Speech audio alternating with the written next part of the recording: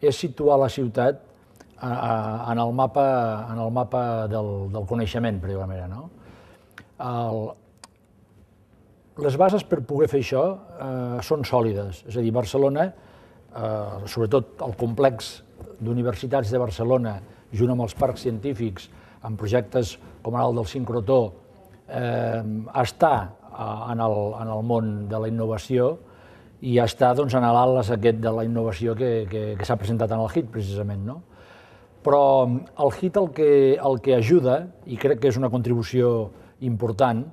és a situar, a fer possible que tots aquests elements que ja existeixin adquireixin una nova dimensió, una dimensió empresarial. És a dir, que es puguin transformar o puguin contribuir a que alguns d'aquests projectes passin a l'àmbit empresarial, és a dir, a l'àmbit productiu i, per tant, contribueixin a crear una economia basada en el coneixement, que és una de les qüestions que tots estem convençuts que és necessària pel futur del país.